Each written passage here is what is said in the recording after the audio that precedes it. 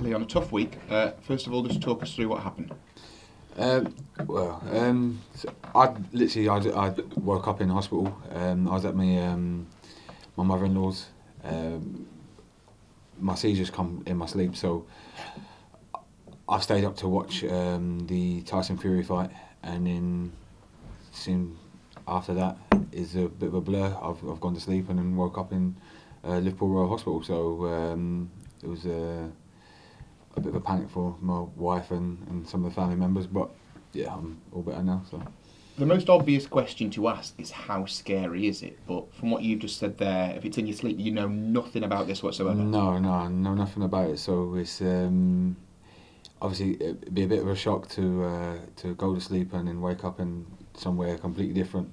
And yeah, so waking up and finding yourself in hospital, I knew exactly what had happened. So, and obviously speaking to my wife, they said that the care from the nurses and the doctors that were there were quality. So it was just all about recovery really, and I was being monitored in Liverpool Royal. How tough is it to live with, knowing the fact that you can go to sleep and this could just, I assume, randomly happen? Yeah, I mean, because I regularly take medication, and even to this day, I don't really know what actually triggered it. So I can only sort of put it down to maybe a bit of tiredness and yeah, and maybe I was run down, but it was a bit of a shock because the last one I don't think I've had for about a year, so it's sort of come out of the blue. What's it like for your wife? She's she still doesn't really get used to it. She says it can be scary. She knows what to do, but like I say, when it comes out of the blue and just comes just like that, it's like I said, she knows what to do, but doesn't really like it. She does get a bit scared with it, but like she's pretty composed and you know is able to care. So yeah. You must really appreciate kind of the role she plays in your life, because it's kind of important in many ways to kind of raise the alarm if something does happen. Yeah, I mean, it was one of them sort of things. With growing up, when meeting new people, it was something I sort of was quite hesitant to tell people that I actually had it. So, and you know, when you're growing up and you're meeting new people, and especially like women and that, it was something that I didn't really want to sort of share until I really got to know someone that well. So, but having the condition like I had for so long, it's just sort of the role I play with like the Young Epilepsy charity and things like that. I'm more vocal about it now and able to talk to people about it, and I regularly have conversations with parents and coaches that deal with say like either their sons and daughters that have epilepsy, and sort of wanted to know how I myself have dealt with it and sort of give them pointers really. So you did feel, growing up with it, that there was kind of a stigma attached to it. It wasn't the kind of thing you wanted to speak out about. Yeah, definitely. And at the time, I didn't really know too much about epilepsy anyway, so the way I just sort of fought it head on really, and I didn't, because I liked football so much. It was, you know, it was like when you're growing up, is you didn't want to stop playing football or anything like that. So I just sort of got on with it. But then, as you know, you come into football like I am now, and I'm hearing more and more stories of other people with the same condition, and I feel, for me, I want to be there to sort of not just be an inspiration, but to give pointers and to help other people with what I've got as well. When did you first realise you got it?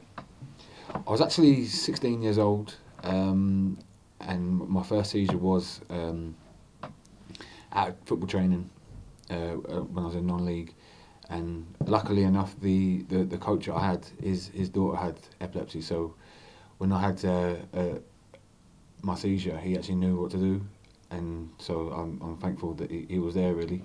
But all I remember was actually heading the ball, and then went to go and head it again, and it was like Tuesday night training, and then the floodlights seemed to set everything off, and then I just remember coming down and and just sort of sparking out really, and then waking up and paramedics were there. So it was a bit of a crazy situation at the time. But I'm guessing what you want now from the work you do with the charity is to have more people in football and in life to be able to know what to do, like that coach did that first time for you. Yeah, definitely, because it can happen out of the blue, and just to be prepared for that happening really. So it's my aim, I suppose, to try and get people more aware of their condition, and so they know what to do in that situation. You've mentioned that. Did you feel in the job that you've got as a professional footballer that you have a role to play? Because I suppose a story like this about something so personal, it could be a case of, for some people, oh God, I've got to talk about this again, but you feel like you've got a duty to kind of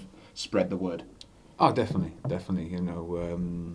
I didn't really when I first found out I had epilepsy, I didn't really know of anyone who had my condition, so I felt like, well, I was just sort of faced it alone really. But then, as I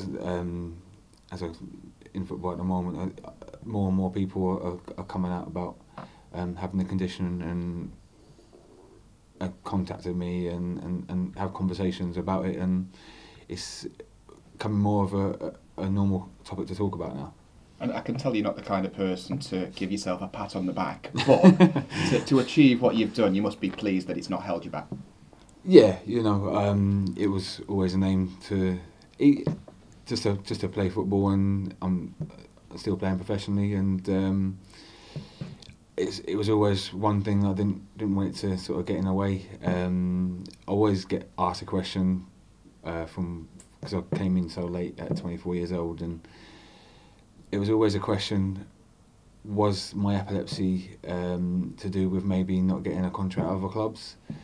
And I've always responded by saying, well, hopefully not, but hopefully their decision was only just on football basis. But that's the question I always get answered: if my epilepsy maybe held me back a few years, because me coming in at 24 and having epilepsy for them first 8 years, maybe could I come into professional football at a younger age?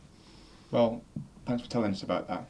Now you're well again. You must be delighted. You must be looking forward to hopefully getting your place back. Yeah, back to normality now. Back in training. I've been at home, sort of recovering, and a little bit bored, to be honest. just recovering, and I was just sort of glad to be back and back training. Chance to go on a run now, though. I think it's 3 unbeaten for the team. A good comeback on Saturday ahead of Cheltenham at the weekend. A chance to pick up 3 points there. Yeah, definitely.